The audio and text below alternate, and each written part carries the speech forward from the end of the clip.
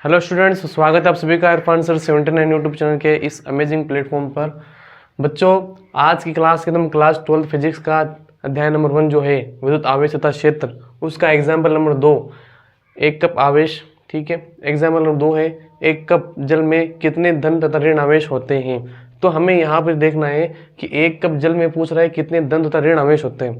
तो बच्चों एक बात ध्यान रखना कि जो कोई भी हम कोई सवाल सोल्व कर रहे होते हैं, है ना, तो वो इस सवाल के साथ साथ अन्य आने वाले सवालों के लिए भी हमारे क्या होता है यहाँ पर हेल्पफुल होता है, क्योंकि इसके अंदर जो कुछ मान आते हैं, कुछ वैल्यूज आती है, सवाल करने का जो तरीका हल होता है वो हमारा बहुत कुछ काम में आता है।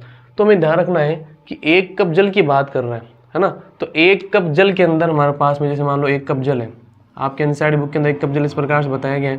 ठीक है, एक कप जल, और एक कप जल के अंदर जो यहाँ पर जो अनुमान लगा करके बताया गया है 250 ग्राम जल होता है। कितने होता है? 250 ग्राम जल। यूँ में ध्यान रखना है कि एक कप जल के अंदर, ठीक है, 250 ग्राम जल होता है। और जल का जो सूत्र है बेटा, जल का जो सूत्र है वो हमारे पास में यहाँ पर H2O होता है। क्या होता है? H2O होता है। अब इसी के साथ में यहाँ पर क्या पूछा गया है, एक कप जल में कितने धन तथा ऋण आवेश होते हैं। तो हमें यहाँ पर ये भी देखना है कि धन और ऋण आवेश कैसे निकालेंगे और आवेश का मान क्या होता है, ये भी हम देखेंगे। तो यहाँ पर देखो जो H2O का जो द्रव्यमान होगा, ठीक है, H2O का द्रव्यमान हमारे पास में जो निकल करके आएगा वो क्या आएगा, यहाँ पर 2 × 1, हाइड्रोजन का द्रव्यमान 1 होता है, प्लस ऑक्सीजन का 16 × 1, 2 एकम 2 प्लस 16, 16 और 2 कितने हो गए?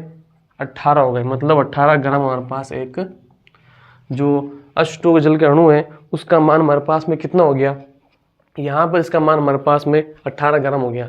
अब हमने केमिस्ट्री के अंदर पढ़ा होगा, है ना, कि यहाँ पर 18 ग्राम, यहाँ पर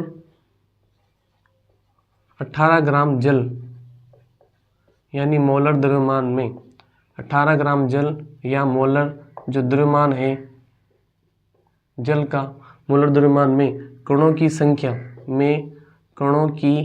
संख्या जो है बेटा वो हमारे पास में कितनी है, कणों की संख्या हमारे पास में यहाँ पर 6.02 × 10⁻23 ये कणों की संख्या होती है किसके अंदर? 18 ग्राम जल के अंदर। अब यहाँ पर हमें कितने ग्राम जल के अंदर देखना है?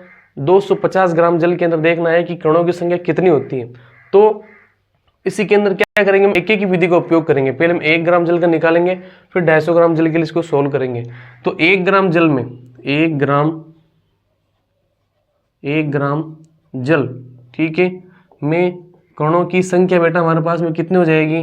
तो हमें यहाँ ध्यान रखना 18 को इसके नीचे भेज देंगे, जो 18 है वो इसके नीचे चला जाएगा। तो 6.02 × 10⁻23/18 ये चला गया। अब कितने निकालना है? 250 ग्राम का निकालना है। तो 250 ग्राम जल, ठीक है, 250 ग्राम जल में यहाँ पर कितना हो जाएगा हमारे पास, कणों की संख्या कितनी हो जाएगी?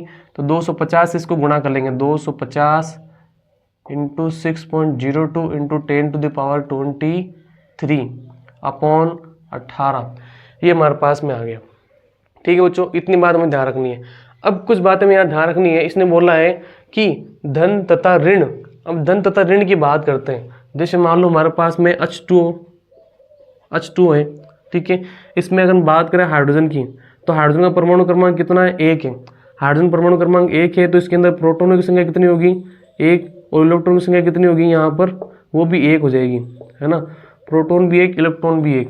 और इसी प्रकार अगर ऑक्सीजन की बात करें तो ऑक्सीजन के अंदर यहाँ परमाणु क्रमांक 8 है, तो इसके अंदर प्रोटॉन कितने हैं? प्रोटॉन 8 है। और इलेक्ट्रॉन कितने हैं? 8 है। हाइड्रोजन हमारे पास में यहाँ पर कितने हैं? 2 है। ठीक है, हाइड्रोजन हमारे पास कितने हैं? 2 है। ऑक्सीजन हमारे पास में कितना है? 1 है। तो 2 एकम 2 और 8 एकम 8। टोटल अगर बात करें तो हमारे पास कितने हो गए? 10 तो हो गए प्रोटॉन और 10 ही हो गए इलेक्ट्रॉन। ये हमें ध्यान रखना है कि हमारे पास में 10 तो प्रोटॉन है और 10 ही कितने हैं? 10 ही हमारे पास में यहाँ पर इलेक्ट्रॉन है। तो बेटा यहाँ पर 10 प्रोटॉन और 10 ही इलेक्ट्रॉन है ना।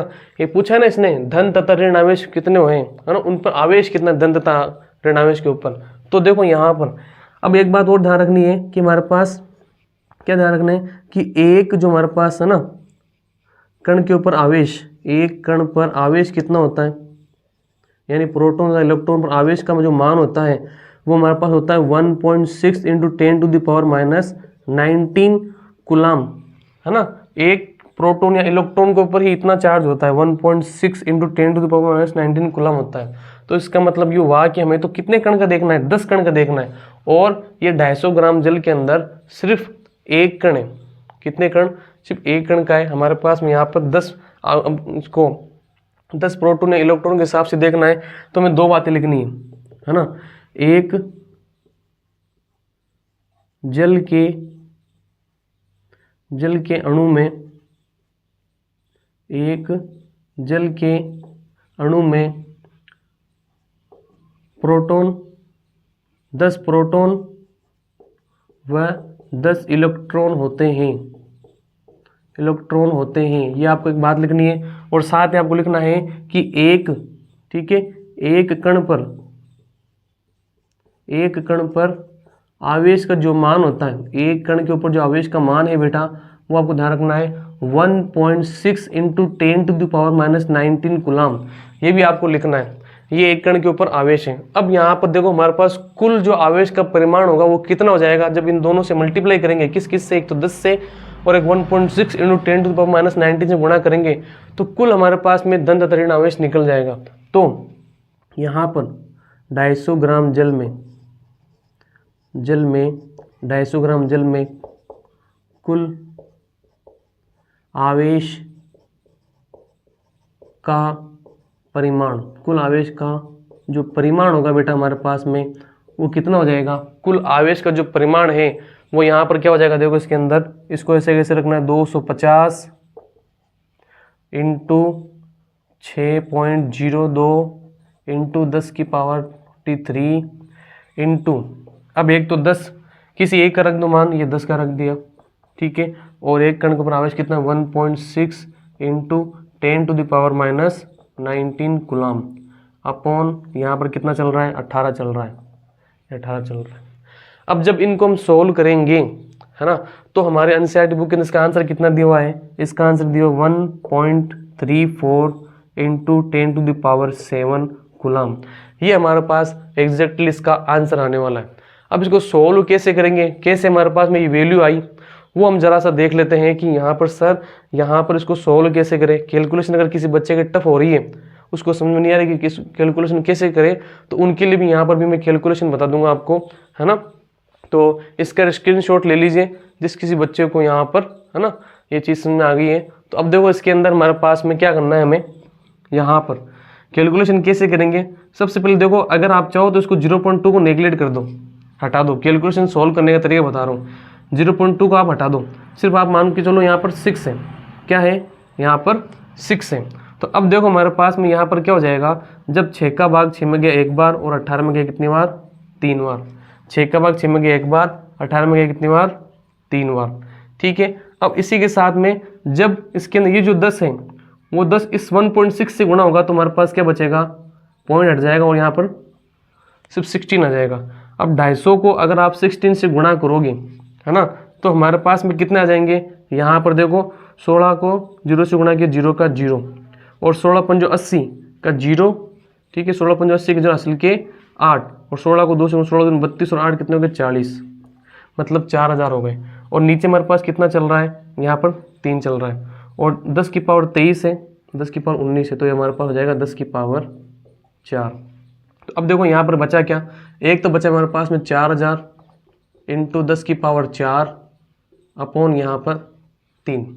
अब ये 3 बच गए इधर, 3 का भाग 4 में दिया एक बार, फिर बच गया एक 10 हो गया, 3 का भाग 10 में गया 3 बार, फिर बच गया एक 10 के भाग 10 में, 3 का भाग 10 में गया 3 बार, फिर 3 का भाग 10 में गया 3 बार, इंटू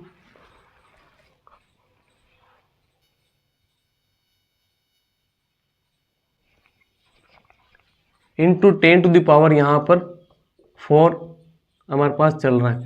ये इधर 0.03 इतनी बार देना आपको। अब ये 3 पॉइंट जैसे इधर से लिखेंगे 1 2 3, तो यहाँ पे इधर नंबर बढ़ जाएंगे तो हमारे पास आ जाएगा 1.333 इंटू 10⁻4। अब इसको आप अनुमान लगा के 1.34 कर देना, क्योंकि लमसम मैंने आपको अप्रोक्सीमेट मान निकालना सिखा दिया है कि अगर कोई भी वैल्यू जो हो वो अगर थोड़ी सी पॉइंटों के अंदर दिख रही है उसको नेगलेक्ट कर दो, क्योंकि अभी 0.2 लेते तो हमारे लिए यहाँ पर क्या होती, थोड़ी कैलकुलेशन टफ हो जाती है ना, और वो कैलकुलेशन हमारे पास टफ होती तो हम बाकी वाला सवाल नहीं कर पाते। 0.2 हटाने की वजह से हमारे पास एक कैलकुलेशन थोड़ी क्या हो गई, आसान हो गई। तो इसी प्रकार से हमें ध्यान रखना है कि यहाँ पर जब कोई कैलकुलेशन आए है ना, तो इसी प्रकार से इसको हम थोड़ा बहुत आगे पीछे करके सोल्व कर सकते हैं, ताकि हमारा अनुमान वाला जो मान है वो निकल जाए। इस प्रकार से आप सभी को ध्यान रखना है ना। तो ये आपके पास आंसर था, है ना। तो अगर बच्चों आप सभी को ये समझ में आए तो कमेंट में ज़रूर बताइएगा, कोई भी आपको बात लगे तो कमेंट में ज़रूर लिखिएगा, इसको लाइक और शेयर जरूर कीजिएगा। मिलते हैं नेक्स्ट क्लास के अंदर।